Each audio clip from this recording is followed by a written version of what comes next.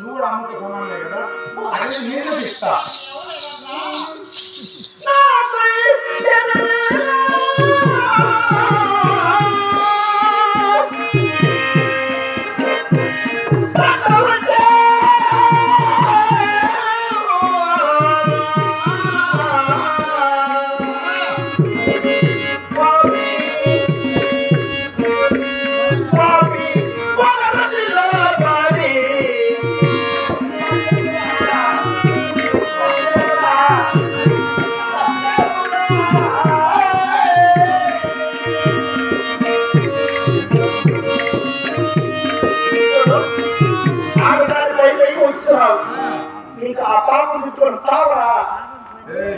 సచ్చేది ఎప్పుడైనా తెస్తామే, చావుకు భయపడి ఊరుకుంటామా?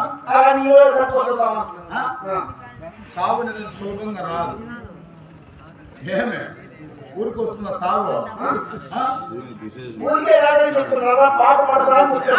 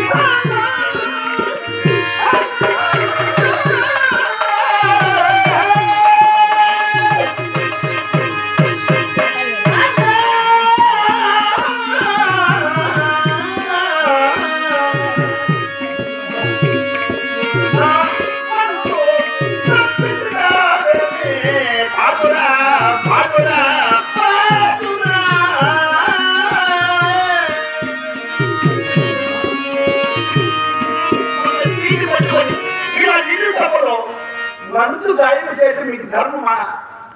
నీకు భార్య లేదా? నీకు అక్క చెల్లెలు లేదా? ఉన్నారు. నీకు అమ్మ లేదా?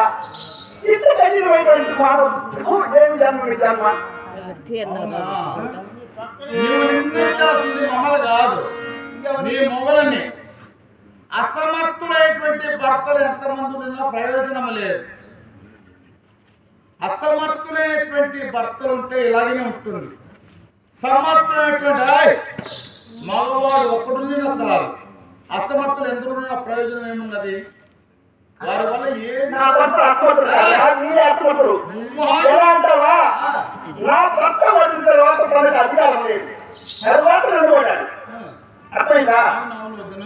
నన్ను పెట్టడానికి నా భర్త నన్ను ఓడించే సమాధానం ఇచ్చేదాన్ని. అంటే ధర్మజుడు ముందుగా ఓడి, అవును, ఓడిన తర్వాత అతనే ఓడిపోయిన తర్వాత అతను ఏలాగా పడ్డాడు, ఏలాగా ఆయనను ఒక మాట వదిన. ఆనాడు స్వయంవర సమయమున 56 రాజ్యాలు ఉన్నటువంటి యువరాజు సమక్షంలో స్వయంవరం జరిగింది. ఆ సమక్షములో మగటిమితో మగ మత్స్యంత్రం తెగటార్చి గైకున్నటువంటి వాడు మగటిమితో మత్స్యంత్రం తెగటార్చి గైకున్నటువంటి వాడు అర్జునుడు. నీ పైన పూర్తి అధికారం ఉన్నది అర్జునుడు ఒక్కరికి మాత్రమే.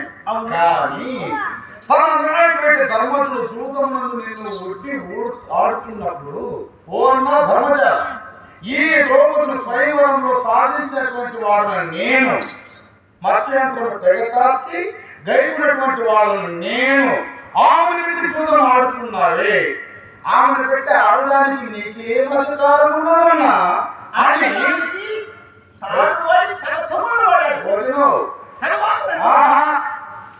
అడగలేదే అర్జునుడు. ఎలా అడుగుతాడు? నీ పైన పూర్తి అధికారం ఉన్నది అర్జునుడు ఒకటే మాత్రమే. నాకు అధికారం ఉన్న వాళ్ళు కూడా ఓడిపోయాడు. బాగుంది.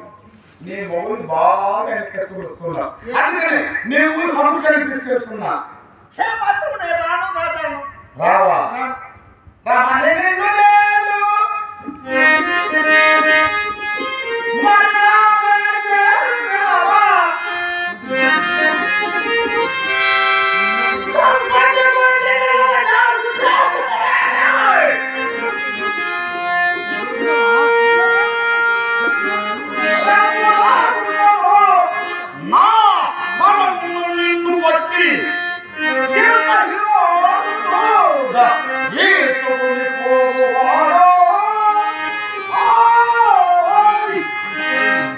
ఇంతవరకు మర్యాదగా పిలిచారు.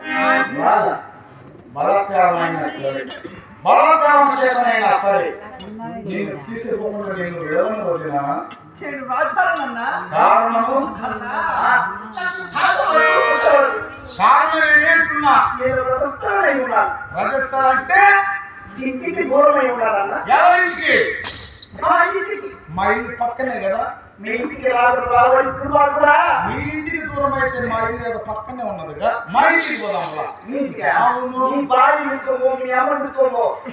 నువ్వు కూడా అమ్మవే కదా. నువ్వు కూడా అమ్మవే కదా.